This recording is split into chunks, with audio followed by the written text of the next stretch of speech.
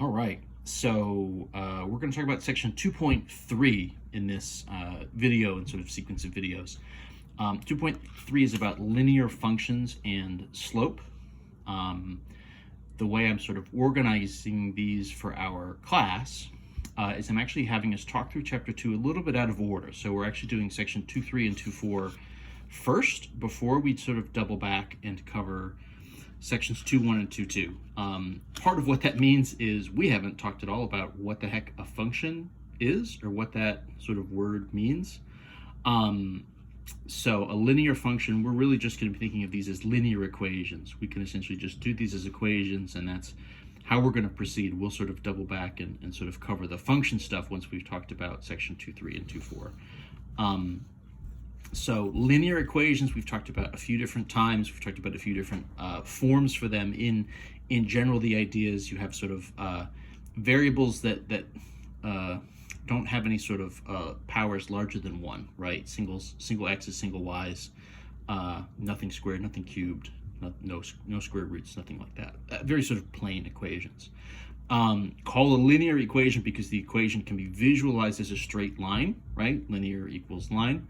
And we're going to actually be sort of doing that here. We'll be doing some graphs to sort of see these. We're going to do two variables, just like we were sort of doing in section 8.1, right? So x and y will be our variables. We're not trying to actually sort of solve these equations necessarily like for a particular value, like we were doing in 8.1. To do that right, you needed sort of a sequence of two different equations at least to sort of get a solution.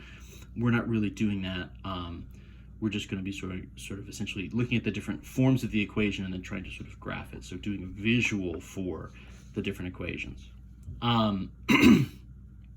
Essentially, the idea is a line is anything that connects two unique points, two unique like xy coordinates, essentially, right? If you're thinking of the xy plane, you're thinking of different sort of coordinates, right? x1, y1, and x2, y2. So this could be essentially any two number pairs. It could be fractions, decimals. We're, for the most part, just be working with whole numbers just to try to keep the math a little bit simpler, but any of these two numbers. And so you could essentially pick just numbers out of a hat, any four numbers, and make two pairs, and you could draw a line that would connect them together, right? So a line is kind of defined as the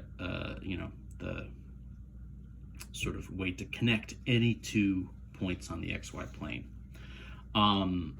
What happens here, one of the properties of the line is going to be what we call the slope. So every line has a slope. This is essentially just a word that is sort of a number that's going to reflect the line's steepness. The variable we use for slope almost always is m, right? So m is going to be the variable for slope. And what we're going to get is a relatively simple formula, a relatively simple calculation to find slope.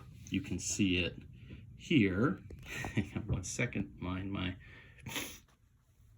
hand coming up. I just want my pointer. So the formula for slope, so our slope value m is going to be y2 minus y1 over x2 minus x1. Those coordinates are coming from the points up there, right? So the x and y values are coming from those points, x1, y1, and sort of x2, y2. The way we order them, sort of which is the first one, which is the second, is kind of arbitrary.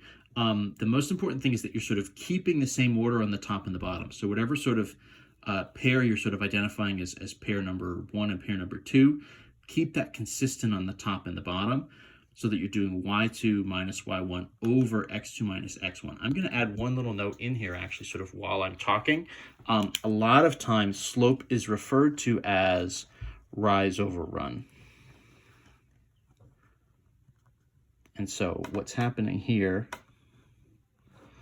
is we're sort of doing a quick calculation of the sort of change in the y value, that is sort of how far apart the y values are, versus the change in the x values. So the rise, right, if we're thinking of my sort of xy coordinate system, my y values, my vertical values are my rise, right? So they go up or down.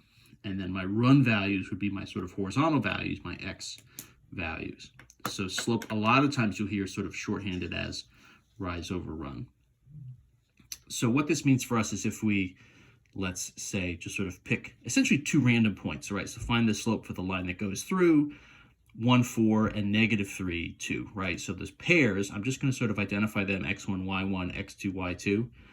The easiest way to do it is probably just say the first one is pair number 1, the second one is pair number 2. There's honestly no reason not to just do that. In theory, you could flip it. Again, I said it's arbitrary. So I guess in as much as there's no reason not to do that, there's no reason to do that, and you could flip it. It doesn't really matter. The most important thing is just that you're being consistent on the top and the bottom. So my slope value based on these points, right? So my m is going to be, right? So 2 minus 4, right? So that's y2 is positive 2, y1 is positive 4, right? And then x2 and x1, right on the bottom, would be negative 3 minus positive 1, right? So those guys, the x's are in purple, the y's are in green.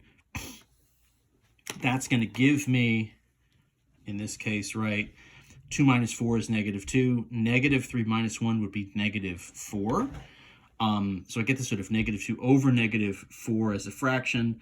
That just ends up being positive 1/2, right? Negative over negative is a positive. 2 over 4 would be 1/2.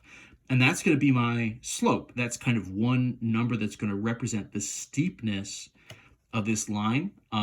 We'll sort of outline a little bit more in a minute, sort of what the types of numbers you're going to get will mean. I want to sort of just run through one more quick example of what this calculation would look like if I did a second pair, right? So what if I had the numbers in this case, negative 4, 6, and negative 3, positive 4, right? So again, I have a line that sort of goes through those 2 points. Either it's sort of drawn out and I'm kind of picking them out, or in this case, I'm just sort of told what the values are and I just sort of go from there. So the idea is I set up my fraction. A lot of times the numbers that you'll get kind of by definition, right, by the design here, they're going to end up as fractions. Sometimes they'll simplify to whole numbers. Sometimes they won't. It doesn't particularly matter. Either way is fine. You just need to sort of know what to expect.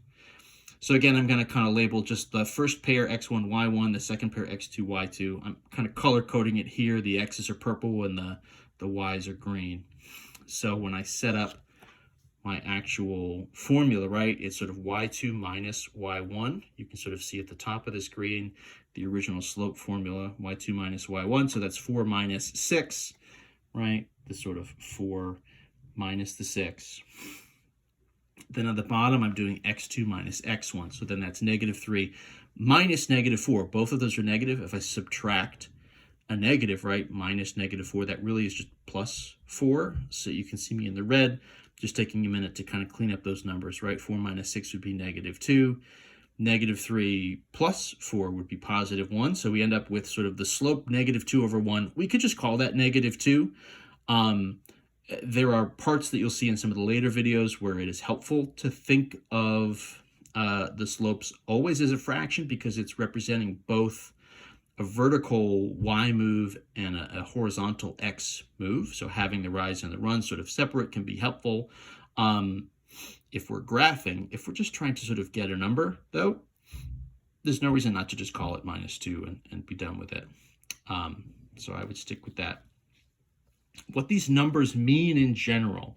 So if you get a positive value for your slope, what that means is that your line is going to rise as you move from the left to the right. And the idea here is the bigger the number, the steeper the slope. So we had, in this case, our first example here was sort of positive 1/2. So that's an increasing line. It's going to rise as we move from the left to the right. It's going to do it. It's going to be a relatively shallow line compared to something like, what if my slope was +3 or even +5 or +10 or positive 1,000, right? The bigger the number there, the steeper the slope. And if you sort of give it the eyeball test, the lines start to look vertical, even if the number is not particularly big. A slope like positive 100 is probably going to look like a vertical line if you try to graph it, even though obviously there's still a lot of room to go from there. If you do your slope calculation and you get a negative number, well, so then that's what that's going to mean is that you have a line that is falling from left to right. Essentially, you have sort of a decreasing line. We're sort of always thinking of these behaviors and these perspectives as moving from the left to the right. So we kind of have that as a reference. So a negative slope would be a line that falls from the left to the right. And the same thing, the bigger the number, the steeper the slope. So something like -2 will have kind of a medium steepness. It wouldn't be as steep as something like -5 or -10, but it would be steeper than something like a fraction, a -1/2 or a negative, 3/5 or something. What else could we get besides positive and negative numbers? The other option would be, well, what if we have 0? So if your slope is 0, if you do this calculation and you get the slope value is 0, that's possible, right? What would you need to have that happen?